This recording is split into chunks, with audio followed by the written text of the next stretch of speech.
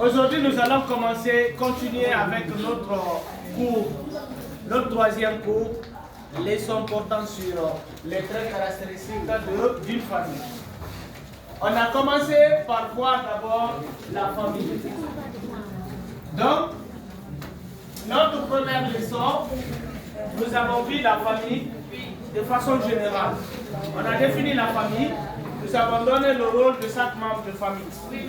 Par après, nous avons donné les fondements de chaque famille.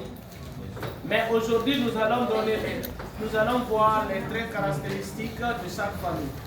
Donc, parlant de ces traits caractéristiques, c'est grâce à ces traits caractéristiques que nous arrivons à distinguer les types de familles. Parce qu'on a dit qu'une famille, que la famille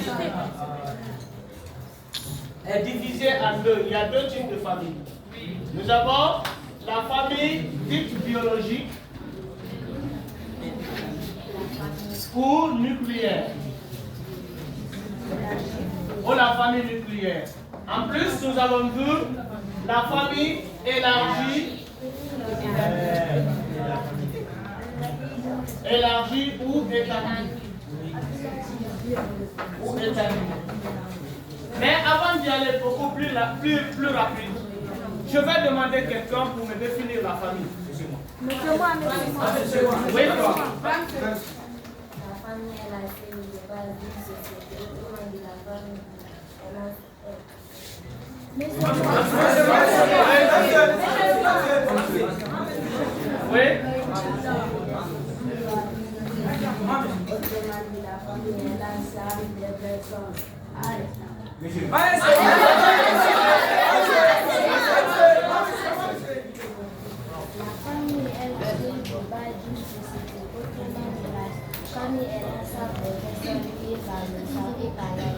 On a dit que la famille est la cellule de base d'une société. Autrement dit, la famille est l'ensemble des personnes liées par le sang ou par l'alliance. Vous allez voir, et ça c'est la définition de la famille. On a dit qu'il existe deux types de familles. La famille élargie et la famille élargie. Maintenant, la famille est la famille biologique. Quand nous parlons de la famille biologique, comment on a défini la famille biologique? Oui, comment on a défini la famille? Ouais, toi. Oui. Comment on a défini la famille biologique? La famille biologique est composée du père, des mères, des enfants et d'autres parents. Exactement. Ici, nous allons voir que dans cette famille, on retrouve seulement le père,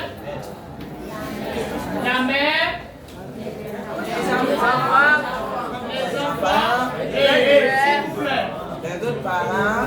les enfants et les autres parents non mariés. Et les autres parents non mariés. Non mariés. Oui. Donc, si nous estimons, nous regardons ce type de famille, on ressent quoi? On voit que cette famille, il n'y a seulement qu'une individualisation. Parce que non seulement, on va se poser la question, est-ce que le père là n'a pas de mère? Est-ce que la mère là n'a pas de mère? Ou bien n'a pas de père? Donc, ceux-ci là aussi ont d'autres pères, ils ont d'autres mères. Mais le fait qu'ils se sont détachés, le fait que cette famille s'est détachée de sa famille d'origine, il a fondé sa famille, bien que ça soit sa propre famille, mais il ne vit seulement avec sa famille. Le fait de vivre seulement avec sa famille et ayant la liberté encore de se mouvoir, ces liens-là, ces manières-là qu'on appelle l'individualisme. Parce que vous allez trouver une personne, on a dit par la définition de la famille, que c'est l'ensemble des personnes liées par le sang. On a dit par le sang ou par l'alliance. Vous allez trouver, suivez, si vous ne suivez pas, vous n'allez pas comprendre. Vous allez trouver, il y a deux liens ici. Il y a un lien qui est de sang, il y a un lien qui est de l'alliance. Le lien qui est de sang est beaucoup plus nombreux. On a vu dans le fondement d'une famille. Où on a parlé les liens, deux liens. On a dit le lien de parenté et le lien d'alliance. Tous les liens qu'on appelle le lien de parenté viennent du lien de sang. C'est que ces liens-là proviennent d'une origine relevant ce qu'on appelle le sang. Le sang est à l'origine de cette famille, de ces liens. Tandis que le lien d'alliance, on ne peut développer, parler d'aucune chose dans le lien d'alliance que le mariage.